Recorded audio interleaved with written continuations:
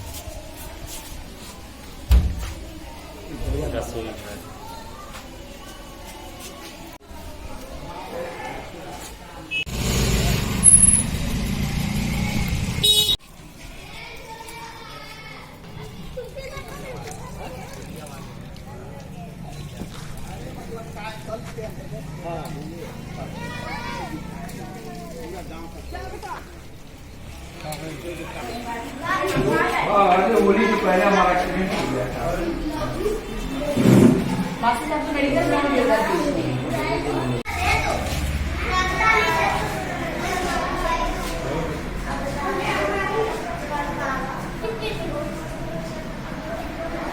पंचायत भवन के विकास की दृष्टि से आपके द्वारा क्या कर रहे हैं? पंचायत भवन हमारा आजादी के बाद से बनने वाली सबसे पहली बिल्डिंग थी हमारी ग्राम सभा की, जिसको बने हमको लग रहा है 40-50 वर्ष हो गया और उस पर हमने माननीय जिला पंचायत राज अधिकारी महोदय से संपर्क करके उसको प्रस्तावित कर लिया है। 19,90,000 का पंचायत भवन हमारे यहाँ स्वीकृत हो चुका है।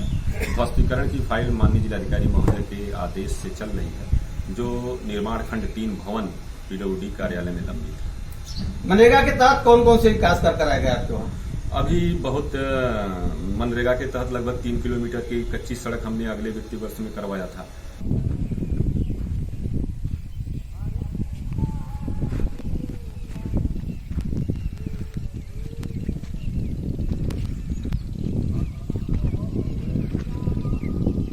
आप रोजगार सेवक हैं? जी सर। क्या नाम है? जनार्दन पासवान। अच्छा, यही सड़क जो है मनरेगा से उच्चीकरण के चौड़ीकरण किया गया? जी सर। कब हुआ है? ये हुआ है फरवरी में हुआ है। इस बार हमने ठोस तरल अपशिष्ट प्रबंधन के जिला सलाहकार शशि भूषण सिंह जी को माननीय आदरणीय मुख्य विकास अधिकारी महोदय जी के आदेश से अपने गांव का दौरा कराया था।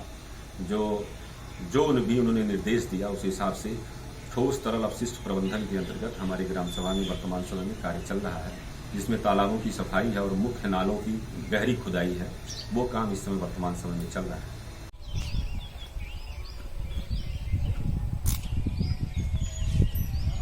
अतिक्रमित पोखरे को अतिक्रमण मुक्त कर खुदाई व जीर्णोद्धार कार्य।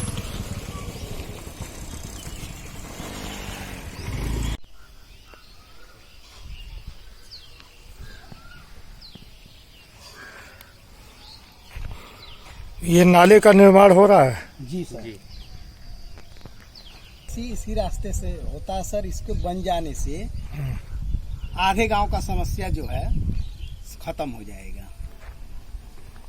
जॉब कार्ड धारक है जिनको आपने काम दिया, अब लगभग 100 लोगों को तो देने का लक्ष्य सरकार ने निर्धारित कर रखा है।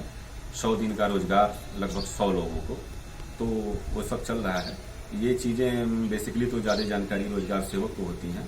हमारे रोजगार सेवक काफी सक्षम हैं और काफी बुद्धिजीवी भी हैं। पूरे क्षेत्र पंचायत में हमको लगता है कि इनसे अनुभवी और इनसे गुणी कोई रोजगार सेवक नहीं है। इंटरलॉकिंग के कार्य कितने कराया गया आपके द्वारा? इंटरलॉकिंग का कार्य लगभग 300 से 400 मीटर इंटरलॉकिंग का कार्य हमारे यहाँ पूर्ण हो चुका है। सीसी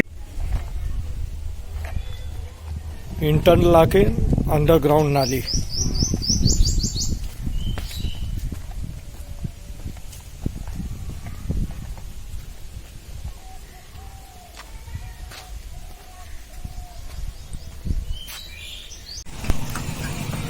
निर्माणाधीन मार्ग नाली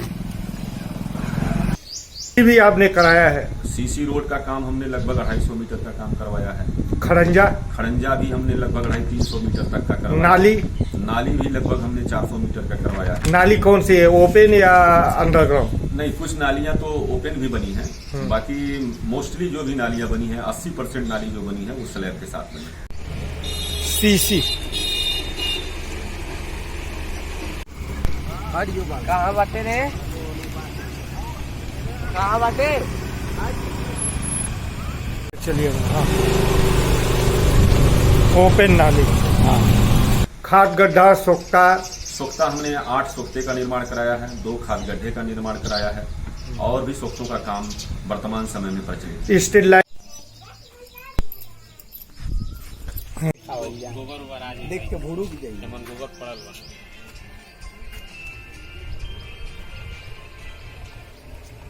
आरोप जी, पेयजल की दृष्टि से आपके द्वारा कौन से कार्य कराए गए?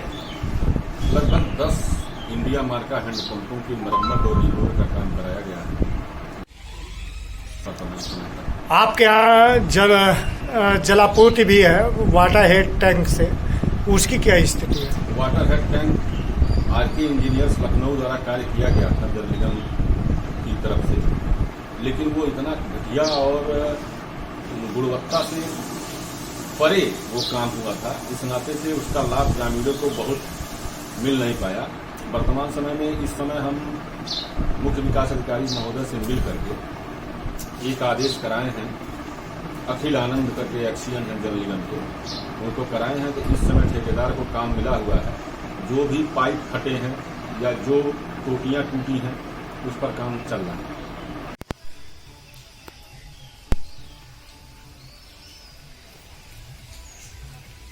अच्छा, आपने पूरे गांव का विद्युतीकरण कायाकल्प आपने कर दिया, जर्जर तार पोल आपने हटवा दिए, स्ट्रीट लाइट कब लगवा रहे हैं? जर्जर तार के लिए तो प्रत्येक गांव में यह काम होना है, लेकिन जिला स्तर पे जैसे ही इसकी जानकारी हमको हुई, हम एक्सीएम से मिल करके और अपने गांव को प्राथमिकता पर पहले चरण में ही, पहले फेज में ही हमने डलवा करके और सारे जर्जर तारों को बदल के सब केबल वायर करा दिया है। कुछ बचे हुए भी हैं क्या अभी कुछ बाकी शेष रह गया है, हाँ। क्योंकि खेतों में फसल आ गई थी और तार का काम, पोल का काम जो है खेतों से होकर के विद्युत जो है आबादी क्षेत्र में आया हुआ है विद्युत तार, तो वो तारों को केबल से कराने के लिए करा दिया गया है ताकि विद्युत धारा का प्रवाह निरंतर ग्रामवासियों को मिलता है।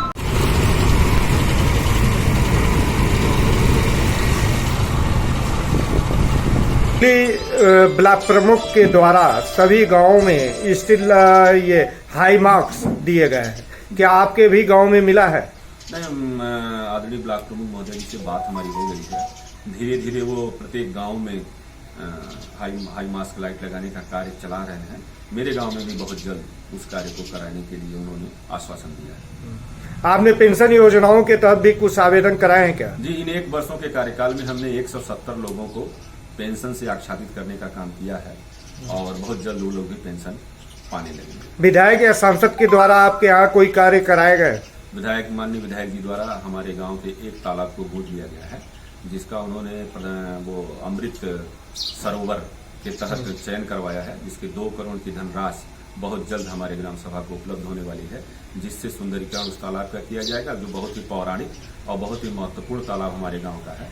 और उस पर किनारे किनारे पथवे बनेगा, बुजुर्गों को बैठने के लिए बेंच लगेंगे, तमाम पेड़ पौधे फूल पत्तियां लगेंगी और टहलने घूमने के लिए सभी लोगों को सुलभता उपलब्ध कराएंगे।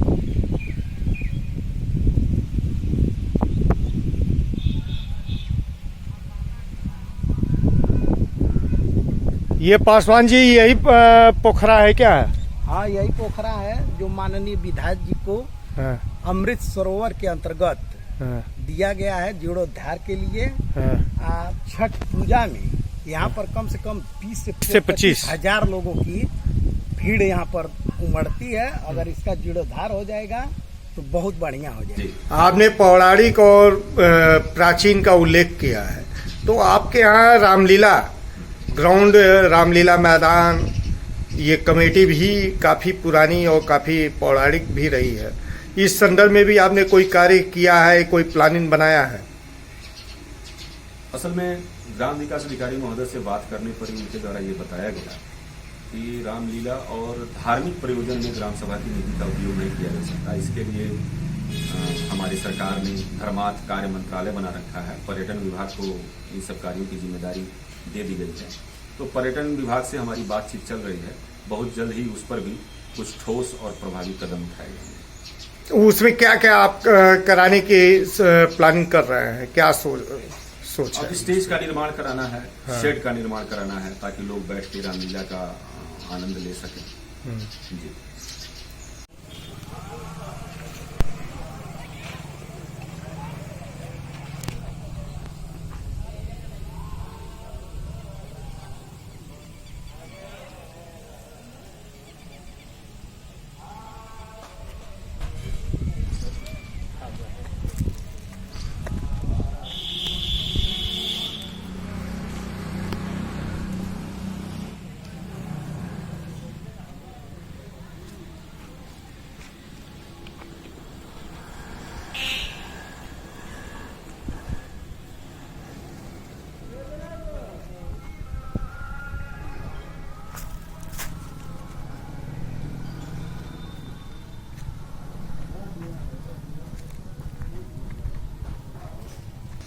व्यक्तिगत शौचालय की दृष्टि से आपके द्वारा क्या प्रयास किए गए, कितने बनवाए गए?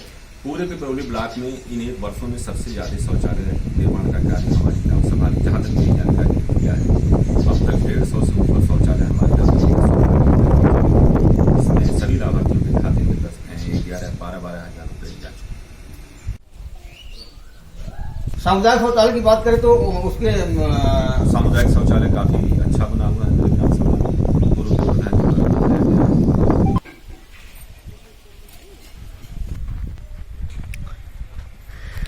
ये क्या है, कौन सा काम हो रहा है? ये सामुदायिक भवन है, इसमें मिट्टी का भराई का काम चल रहा है और ये सामुदायिक शौचालय है। कौन?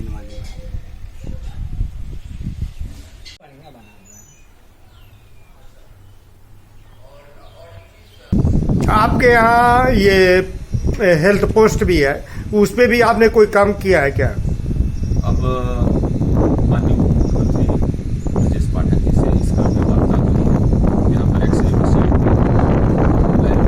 करवाना है, जिससे ग्रामवासियों को स्वास्थ्य सुविधाएं सुलभता से प्रदान की जा सके। और एक एम्बुलेंस की भी बात हमने उनसे किया है कि एक एम्बुलेंस कम से कम हमारे बरडाल से जयपुर के बीच में हमारे ग्राम सभा में खड़ा किया, जिससे कि अगर बरडाल से जयपुर के बीच में कोई भी अगर किसी को एम्बुलेंस की आवश्यकता हो तो वो समय से उपलब्ध हो सके। और यहाँ पर लैब और एक्सरे के लिए तो हमने विशेष रूप से उनसे आग्रह किया है।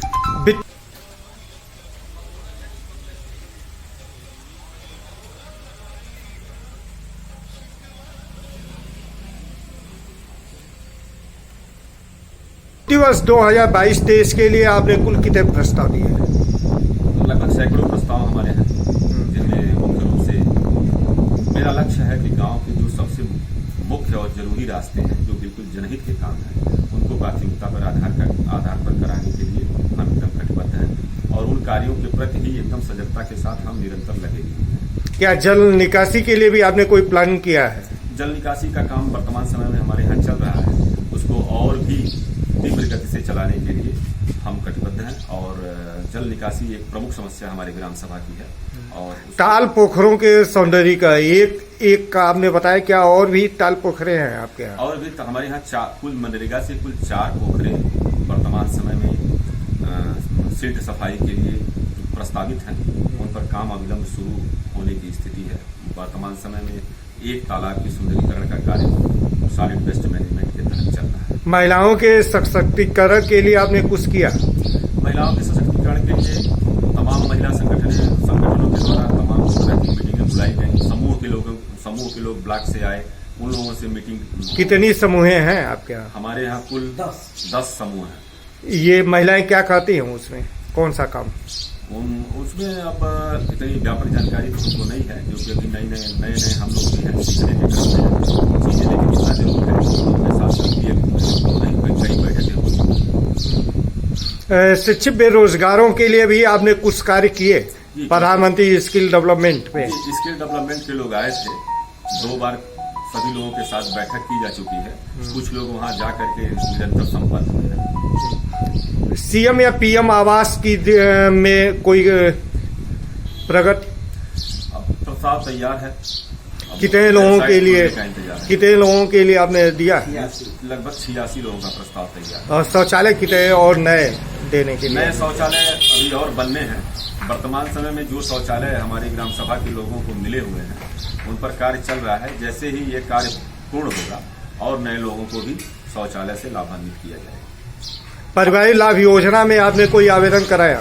पारिवारिक लाभ योजना में तो आवेदन कई लोगों द्वारा किए गए। मैं व्यक्तिगत रूप से भी तहसील पर जाकर पारिवारिक लाभ के पात्र लाभार्थियों का फॉर्म जमा किया, लेकिन अब इसको कर्मचारियों के खिलाफत कहें या रुचि न दिखाना कहें, कोई भी व्यक्ति अभी तक मेरी जानकारी में पारिवारिक लाभ योजना से लाभान्वित नहीं हो पाया। शादी विवाह में? शादी विवाह का भी कोई लाभ हमारी ग्राम सभा के किसी भी कितना आवेदन कराए हैं? 8 आवेदन था। 8 आवेदन। अच्छा, आपका गांव जो है बाढ़ पीड़ित क्षेत्र है, यहाँ दैवीय आपदा में भी, बाढ़ आपदा में भी आपने कोई काम कराया?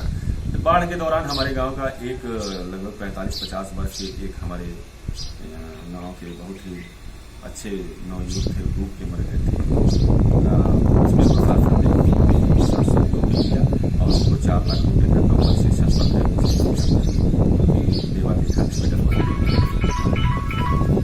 आलोक जी, शासन के निर्देश में और अधिकारी का गृह आने के आदेश में ये जो ग्राम स्तरीय अधिकारी हैं वो ग्राम पंचायतों में बैठ रहे हैं, रोस्टर और आपको यहाँ क्या रोस्टर है? कौन बैठ रहे हैं? मेरे यहाँ बुधवार का रोस्टर है। बुधवार को मेरे यहाँ ग्राम विकास अधिकारी और लेखपाल उपस्थित रहते हैं और कभी कभी किसान सहायक भी आती हैं। किसान सहायक के साथ भी 3-4 बैठकें किसानों की हो चुकी है। तो क्या ग्रामीणों की समस्या जो है आपके पंचायत में ही समाधान हो रहा है? अब इनके आने से सारी समस्याओं का समाधान तो नहीं, लेकिन जो बेसिक समस्याएं हैं उनका निदान हम लोग बैठ के करा रहे हैं। चलिए, बेसिक समस्याओं का निदान हो रहा है, ये बहुत बड़ी बात है। इसके लिए अभी तक लोग तहसील, ब्लॉक और मुख्यालय पर दौड़ते थे, वो अपने गांव में ही अब करा रहे हैं। इसके लिए धन्यवाद।